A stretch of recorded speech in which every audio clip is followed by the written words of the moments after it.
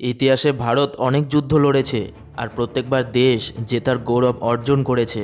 কিন্তু একটা যুদ্ধ এমন ছিল যেটা আসলে প্রকৃত অর্থে যুদ্ধই ছিল না, ছিল প্রতারণার কাহিনী। যখন বন্ধুর পিঠে বিশ্বাসঘাতকের ছুরি চলল, তখন বন্ধুত্বের ভরসা হিন্দুস্তানের ছিল আর বিশ্বাসঘাতকের ছুরি চীনের। সেই যুদ্ধের হারের জায়গায় অপমানের রক্ত ঝরল। 22শে অক্টোবর 1962 প্রধানমন্ত্রী জওহরলাল নেহেরু রাষ্ট্রের নামে সম্বন্ধিত করার সময় প্রতারণার কাহিনী শোনাচ্ছিলেন।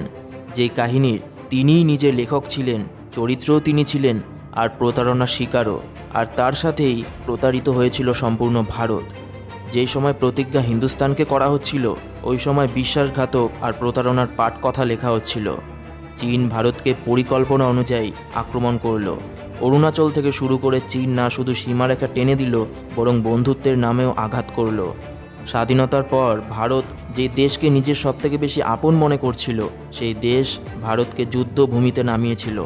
1947 সালে ভারত স্বাধীন হলো, আর তার ঠিক 2 বছর পর অর্থাৎ 1949 সালে মাও সে তুং এর নেতৃত্বে সাম্যবাদী দল 1 অক্টোবর 1949 সালে পিপলস রিপাবলিকের স্থাপনা করল।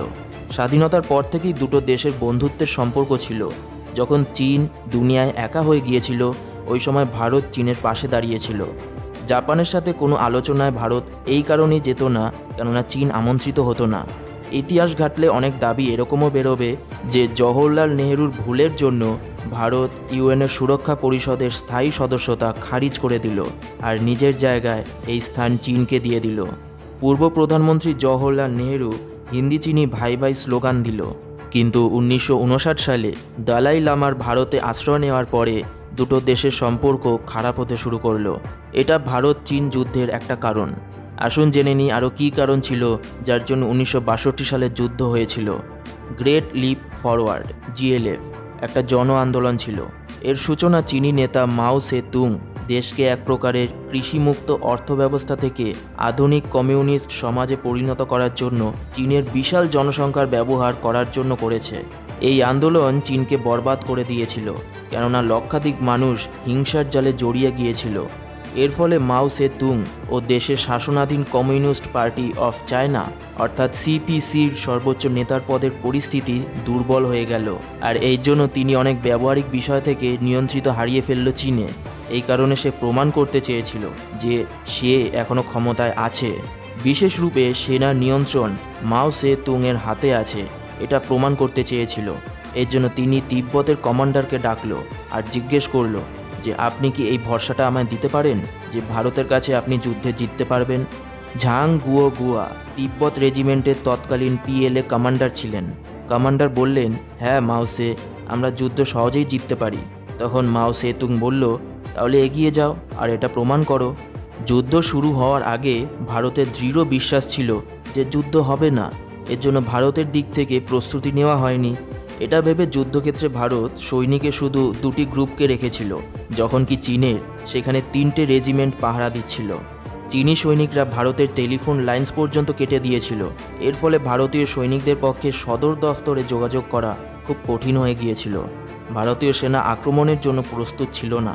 ফলাফল এটা হলো যে চীনের 80,000 সৈনিকদের সঙ্গে লড়াই করার জন্য ভারতের তরফ থেকে ময়দানে মাত্র 10 থেকে 20,000 সৈনিক উপস্থিত ছিল।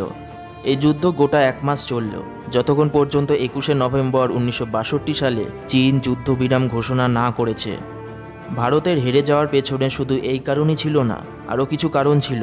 প্রশ্ন এটা হলো, 1962 সালে কি চীনের হাতে ভারতের হার হওয়ার কথা ছিল? প্রস্তুতি ছাড়াই কি যুদ্ধক্ষেত্রে পাঠানো হয়েছিল ভারতীয় সৈনিকদের? আসলে এই সব প্রশ্নের উত্তর লেফটেন্যান্ট জেনারেল আর ব্রিগেডিয়ার পিএস ভাগাত একটা রিপোর্টে খোঁজার চেষ্টা করেছিল। এই রিপোর্টকে গোপনীয় ঘোষিত করে দেওয়া হয়েছিল। এই 2টি কপিকে প্রতিরক্ষা কার্যালয়ে সুরক্ষিত রাখা ছিল। ম্যাক্স নেভেলের দাবি ছিল যে রিপোর্টে হারের জন্য নেহেরুর নীতি দায়ী ছিল। নেহেরুর ফরওয়ার্ড পলিসি সম্পূর্ণভাবে ব্যর্থ প্রমাণিত হলো। সাথে দিল্লি আর সেনার ফিল্ড কমান্ডারের মাঝে তালমিলের খুব অভাব ছিল। সেনার অপ্রস্তুতি ও রিসোর্সের অভাবকেও দায়ী করা হয়েছিল। অস্ট্রেলিয়ান সংবাদদাতা নেভেল ম্যাক্সওয়েল বই ইন্ডিয়াস চায়না ওয়ার লিখেছিলেন, যার মধ্যে সিক্রেট রিপোর্টের মধ্যে অনেক দাবি করা হয়েছে।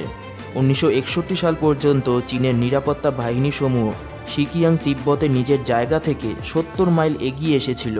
ভারতের 14 মাইল জায়গায় তারা দখল করে নিয়েছিল। দেশে এর প্রতিক্রিয়া ভালো হলো না, সরকার নিন্দার মাঝে ফেঁসে গেল।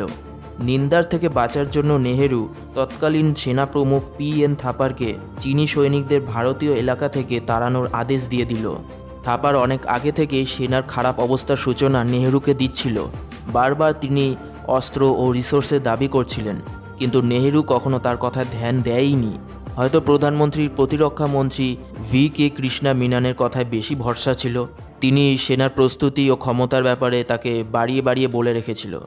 13 অক্টোবর 1962 শ্রীলঙ্কায় যাওয়ার সময় নেহেরু চেন্নাইয়ে মিডিয়াকে স্টেটমেন্ট দিলেন যে তিনি সেনাদের আদেশ দিয়েছেন যে তারা চীনীদের ভারতীয় সীমা থেকে যাতে বের করে দেয়। নেহেরুর এই স্টেটমেন্ট শুনে সৈনিক হেডকোয়ার্টার চমকে গেল। যখন সেনা প্রমুখ থাপার প্রতিরক্ষা মন্ত্রীর সাথে এই ব্যাপারে জিজ্ঞেস করলেন, তখন প্রতিরক্ষা মন্ত্রীর উত্তর ছিল যে প্রধানমন্ত্রীর এই স্টেটমেন্ট রাজনৈতিক স্টেটমেন্ট।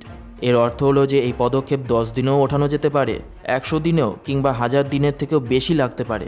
কিন্তু নেহেরু স্টেটমেন্টে 8 দিন পরে চীনিরা আক্রমণ করে দিল। আমার মতে যখন 1962 সালে ইন্ডিয়া চায়না ওয়ারের সঠিকভাবে অ্যানালাইসিস করা হবে, তখন ফল এটা বেরোবে যে গাফিলতি ভারতের তরফ থেকেই হয়েছিল, আর এর পেছনে ছিল পলিটিক্যাল কেয়ারলেসনেস, নিজের দেশের সীমায় সুরক্ষা করা কেয়ারলেসনেস, সেনাকে যুদ্ধের জন্য রিসোর্সেস অ্যারেঞ্জ না করে দিতে পারার কেয়ারলেসনেস। আর এই কেয়ারলেসনেসের পরে আজ 2020 ভারতকে এই কথাটা গাঁট বেঁধে নেওয়া উচিত যে ভারত চীন বর্ডার সেফ না। 130 কোটি মানুষের দেশ ভারত।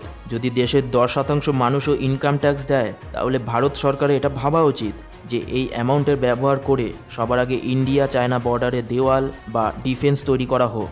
আর এটা ঠিক করা হোক যে এর থেকে চীনি সৈনিক আর এগোবে না, নয়তো আবারও কখনো কোনো প্রকারের কেয়ারলেসনেস হবে, রাজনৈতিক বা অন্য কিছু, তাহলে আবার ড্রাগন বিশ্বাসঘাতকতা করবে। আপনি এই বিষয়ে কি বলবেন অবশ্যই কমেন্ট করে বলুন। আর এটা প্রশ্ন করুন সরকারকে যে দেশের বর্ডার কি সম্পূর্ণভাবে সিকিউর করা যেতে পারে না? ট্যাক্সের টাকার 1 ভাগ মাত্র 1 বছরের অংশ দিয়ে এই প্রবলেমকে কি সমাধান করা যেতে পারে না? শেয়ার করুন এই ভিডিও আর উত্তর চান সরকারের থেকে।